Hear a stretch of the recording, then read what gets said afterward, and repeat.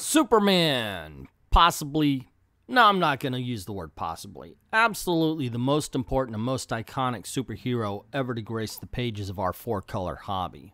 Apparently there was a bit of a mix-up on what Superman was or who he is on Twitter. Now, I didn't see it when the time that this was supposed to be going on. It was my daughter's birthday, and I was out and about celebrating that day with her, which to me was kind of important. I'm sorry I didn't know a Superman debate was on. That is, until I saw a video put on YouTube by professional comic book artist and amateur kangaroo boxer Ethan Van Sciver. And in it, he starts talking about how people are getting Superman wrong, how he doesn't have to save people, he's only human, and there's some truth to the only human part. I know that's something to say about an alien from Krypton, but bear with me, because I don't think Ethan went crazy enough. I can only assume, and this is an assumption, that people's, well, you don't have to save people if you don't want to, attitude of Superman came from Man of Steel, the Zack Snyder movie, in which case I would say, look at the source. I mean, right from the beginning, you can tell that Zack Snyder and the whole thing just didn't really understand Superman.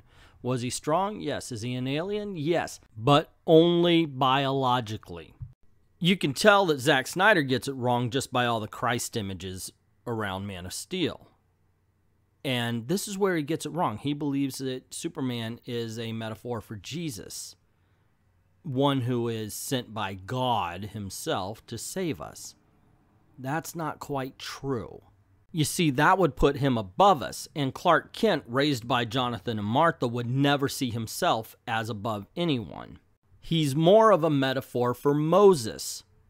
To escape death, he's sent on a journey. He's raised as one of the people who found him. He comes to power and decides to use that power to lead people to the promised land. He's not to save us. He's to be inspirational. And that in itself is his greatest superpower. And that's just one of the reasons why this, even 40 years later, feels more like a real Superman movie than the one with arguably the better special effects, because this just wasn't inspirational. Mainly because you had a flawed Superman. And I don't mean Superman can't have flaws. Of course, every character does. But his flaw isn't that he thinks he's better than us. His flaw isn't that he questions, should I or should I not help somebody? The whole point about Superman is he will always do the right thing. Always. Try that for one day. It is the most difficult thing to do. And Superman does it constantly. He has the power of a god, but instead of ruling, he chooses to lead. He chooses to inspire. Now, don't get me wrong. Siegel and Schuster did not create him to be a metaphor for Moses. This is just something that fanboys and fans looked at and went, oh my gosh, that's that. Siegel and Schuster denied it was a Moses metaphor. This is just something we see. But getting back to the he always does the right thing, that is why he will never let somebody die that he can save. He will always put himself in danger. There's a scene from a comic book that came out this year where everybody went crazy because, oh my gosh, Superman saving the illegal aliens.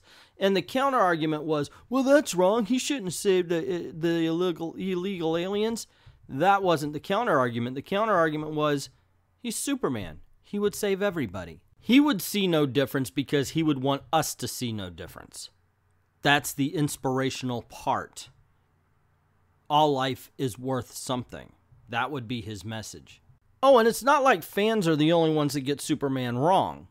One of the biggest things you'll ever hear anybody, a lot of times movie directors, but even comic book writers, get a couple of big things, but one huge thing wrong. And that is when they play up the I'm a lonely alien part. Let's just forget about the fact that Kryptonians come out of the woodwork all the freaking time now. But he's got two loving parents. He's got friends. He's got a cast of characters that work with him that like him. He's got a freaking super dog. Not to mention, Lois, Jimmy, now Jonathan.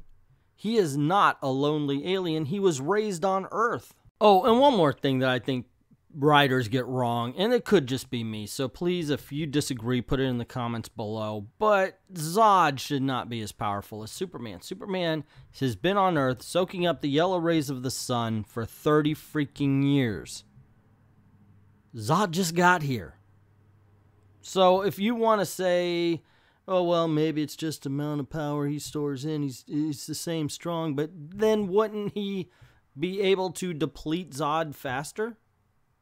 I don't know. It's like I said, it's just something that I always felt the writers got wrong.